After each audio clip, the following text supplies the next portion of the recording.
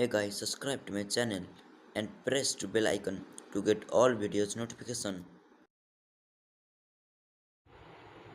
साथीहरु तपाईले देख्न सक्नुहुन्छ म आफ्नो मोबाइलको लिस्टमा आइसकेको छु।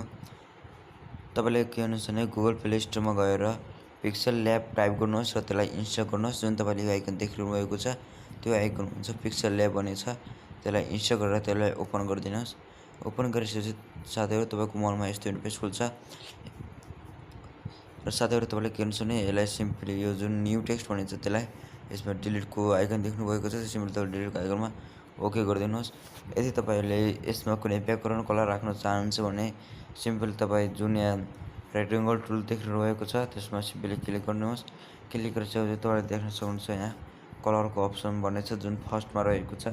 सिम्पली तपाई त्यसमा क्लिक गर्नुहोस्। क्लिक गरिसकेपछि साथीहरु तपाईले देख्न सक्नुहुन्छ यहाँ आफूले विभिन्न कलरहरु यहाँ अप्सन दिइरहेको छ र तपाईले त्यसमध्ये आफूलाई मन परेको कलर चुज गर्न सक्नुहुन्छ। म सिम्पली तपाईलाई बुझाउनको लागि यो कलर चुज गर्दिन्छु। र साथीहरु तपाईले के गर्नुस् भने यहाँ जुन थ्री डट आइकन छ थ्री डट आइकनमा यसरी क्लिक गर्नुहोस्। क्लिक गरिसकेपछि तपाईले देख्न सक्नुहुन्छ यहाँ इमेज साइज भन्ने छ। सिम्पली तपाई इमेज साइजमा क्लिक गर्नुहोस्। क्लिक गरिसकेपछि तपाईले कस्टम छ त्यसलाई जुन युट्युब थम्बनेल भनेको छ सिम्पली तपाई युट्युब थम्बनेलमा क्लिक गर्नुहोस् र त्यसलाई ओके गरिदिनुहोस्। र हाम्रो युट्युब थम्बनेलको लागि साइज क्रिएट भइसकेको छ। र यदि तपाईले आफ्नो कुनै कुरा थम्बनेल कुरा गराउनु छ भने तपाईले यसभित्रै त्यो कुराहरु गराउनु पर्ने हुन्छ। र साथीहरु तपाईले यसमा के गर्नुस् भने जुन यहाँ प्लसको आइकन देखिरहेको छ सिम्पली तपाई प्लसको आइकनमा क्लिक गर्नुहोस् र टेक्स्ट भन्ने अप्सन छ। सिम्पली तपाई टेक्स्टमा क्लिक गरिदिनुहोस् र तपाईले देख्न सक्नुहुन्छ यहाँ न्यू टेक्स्ट भनेर आइसकेको छ। र तपाईले के गर्नुस् भने यहाँ पेन्सिलको आइकन देख्नु भएको छ।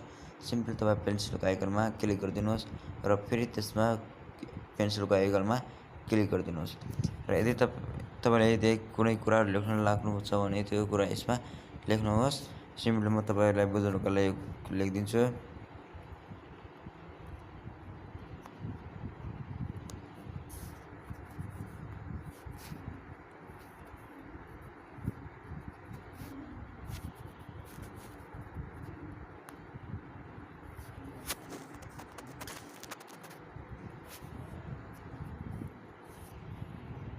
क्रिएट योर युट्युब थम्बनेल भनेर यहाँ ओके गरिदिनुहोस्।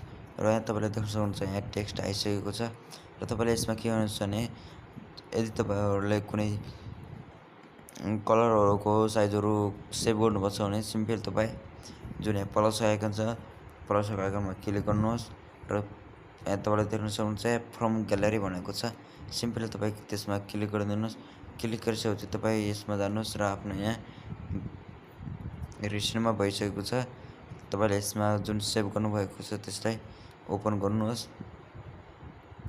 ओपन गरिसकेपछि साथीहरु तपाईले यसलाई थोरै माथि लैजानुहोस् र यहाँ सही भन्ने अप्सन छ। सिम्पली तपाई त्यसमा क्लिक गरिदिनुहोस् र तपाईले देख्न सक्नुहुन्छ यहाँ मेरो सेभ गरेको यहाँ जुन ब्याकग्राउन्ड रहेको थियो त्यो यसमा आइसकेको छ।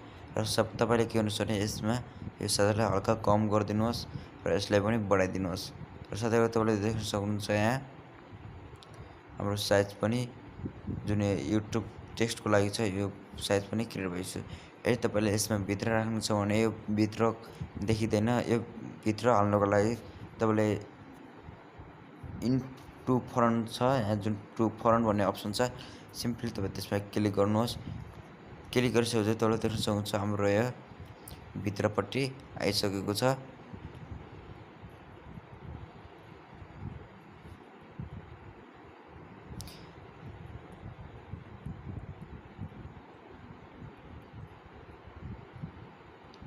र साथीहरु तपाईले देख्न सक्नुहुन्छ यहाँ क्रिएट योर युट्युब थम्बनेल भन्ने यहाँ आइकन आइरहेको छ। र यदि तपाईहरुले यसमा कलर हाल्न चाहनुहुन्छ भने सिम्पली तपाई यहाँ जानुहोस्। जुन यहाँ तपाईलाई कलर भन्ने अप्सन भेटाउनुहुन्छ।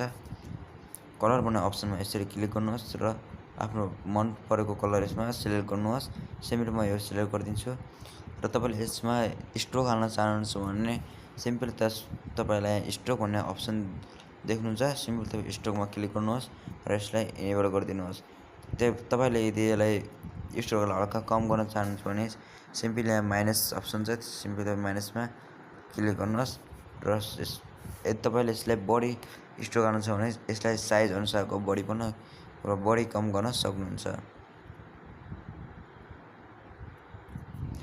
सिम्पली यहाँ ओके गरिदिनुहोस् र तपाईँले देख्न सक्नुहुन्छ यहाँ स्टक क्रिएट पनि भइसकेको छ। र यदि तपाईँहरूले अर्को कुनै टेक्स्ट हाल्न चाहनुहुन्छ भने सिम्पली तपाईँ टेक्स्टमा क्लिक गर्नुहोस् र पेन्सिलको आइकनमा फेरि क्लिक गर्नुहोस् र यहाँ कुनै कुराहरू लेख्नुहुन्छ जस्तो कि म यहाँ तपाईँहरूलाई लेखेर देखाउने छु।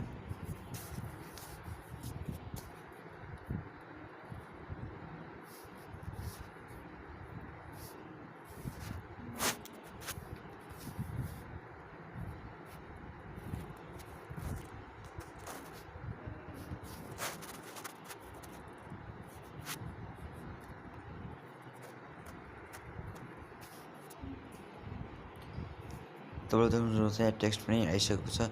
यदि तपाईँहरूले यसलाई ब्याकग्राउन्डमा राख्नु छ भने एकै स्टेप गर्नुहोस्, प्लसको आइकनमा क्लिक गरेर फ्रम ग्यालेरीमा चुज गर्नुहोस् र आफूले सेभ गरेको जुन ब्याकग्राउन्ड छ त्यसलाई ओपन गर्नुहोस्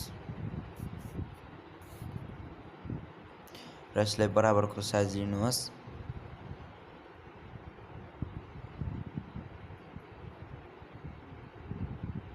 र तपाईँले यसलाई इन फ्रन्ट गर्नुहोस्। यसलाई भित्र हाल्नुको लागि इन फ्रन्ट भन्ने अप्सन छ, त्यसमा क्लिक गर्नुपर्छ र साथीहरू तपाईँले देख्नुहुन्छ हाम्रो यसको पनि क्रिएट भइसकेको छ। यदि तपाईँलाई यसमा स्टक हाल्न चाहनुहुन्छ भने सिम्पली तपाईँ स्टकमा क्लिक गर्नुहोस् र इनेबल गर्नुहोस् र यहाँ स्टक पनि क्रिएट भइसकेको छ।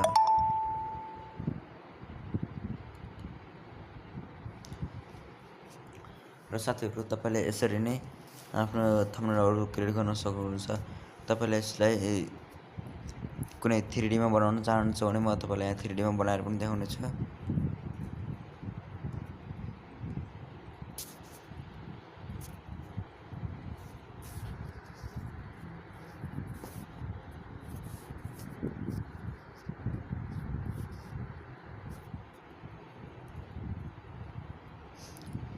नेपाल टेक भनेर मैले क्रिएट गरेको छु।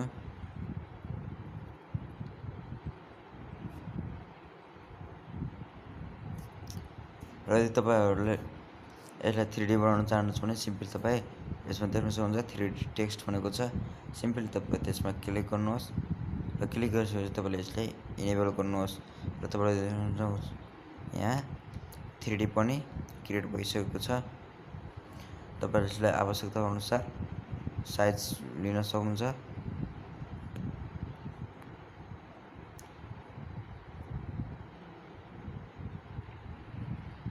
तपाईँले यदि यसको छेउछेउमा कुनै कलर हाल्न चाहनुहुन्छ भने सिम्पली तपाईँ त्यसमा कलरमा क्लिक गर्नुहोस् र यसमा साइज लिनुहोस् जुन आफूलाई आवश्यकता अनुसार चाहिएको छ।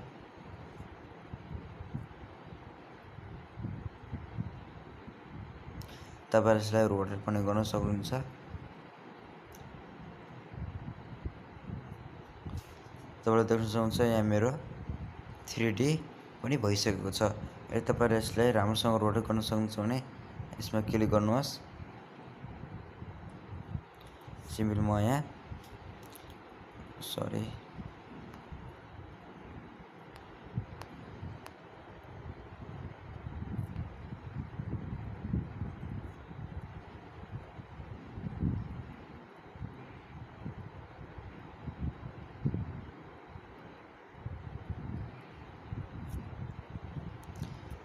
मेरो नेपाल टेक 3D मा पनि भइसकेको छ र तपाईँले यसमा क्लिक गरिदिनुहोस् र तपाईँले देख्न सक्नुहुन्छ यहाँ थम्बनेल पनि क्रिएट भइसकेको छ। यदि तपाईँहरूले यसमा कुनै पिक्चरहरू हाल्न छ भने तपाईँले सिम्पली तपाईँ के गर्नुहोस् भने जो यहाँ प्लसको आइकन छ सिम्पली तपाईँ त्यसमा क्लिक गर्नुहोस् र फ्रम ग्यालेरीमा क्लिक गर्नुहोस्। यदि तपाईँले कुनै यसभित्र रहेको सेपहरू राख्नु मन छ भने सिम्पली तपाईँ सेपमा क्लिक गर्नुहोस् र यहाँ आवश्यकता अनुसारको सेप लिन सक्नुहुन्छ। र म सिम्पली यहाँ ग्यालेरीबाट फोटो चुज गरिदिन्छु।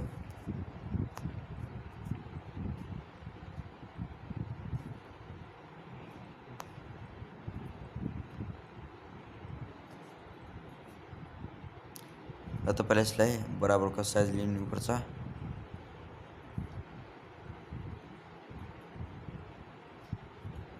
र यहाँ सही बटनमा क्लिक गरिदिनुहोस्। यदि तपाईँले यसलाई सानो साइज गराउन मन छ भने जुन यहाँ छेउको भाग छ जुन ठुलो अक्षरमा सेतो कलरमा छ सिम्पल तपाईँ यसमा क्लिक गरेर साइजहरू कम गराउन सक्नुहुन्छ।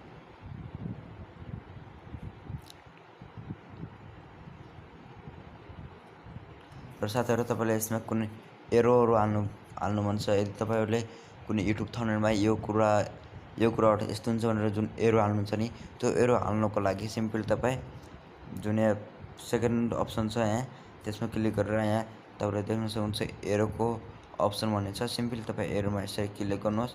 क्लिक गरिसकेपछि तपाईँले देख्न सक्नुहुन्छ यसको साइज कति लिने भनेर यहाँ साइज पनि दिएको छ। तपाईँले यसमा आवश्यकता अनुसार साइज लिन सक्नुहुन्छ। यदि तपाईँहरूले कस्तो खालको एरो लिने भन्छ आफ्नो क्वालिटीको हिसाबले आफ्नो साइज लिनुहोस्।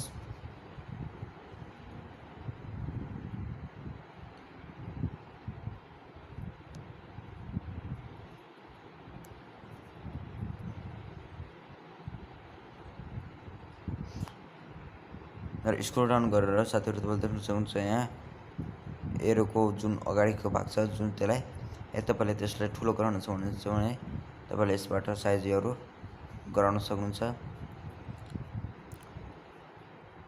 र यदि तपाईँले यो एरोलाई कुनै कलर हाल्नु मन छ भने त्यो कलर पनि यसबाट हाल्न सक्नुहुन्छ। जस्तै म यो कलर चुज गरिदिन्छु। र यदि तपाईँहरूले यसलाई फर्काउन चाहनुहुन्छ भने सिम्पल तपाईँ यसमा क्लिक गरेर यसरी फर्काउन सक्नुहुन्छ।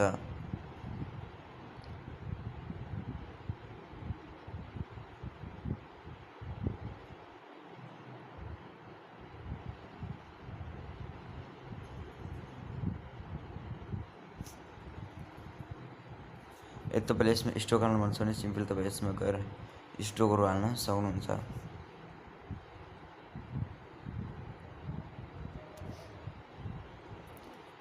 र साथीहरू तपाईँले देख्न सक्नुहुन्छ हाम्रो युट्युबको लागि थम्बनेल क्रिएट भइसकेको छ। र साथीहरू तपाईँलाई मेरो भिडियो कस्तो लाग्यो मन परेमा लाइक गरिदिनु होला, सेयर गरिदिनु होला, सब्सक्राइब गर्न नबिर्सनु होला।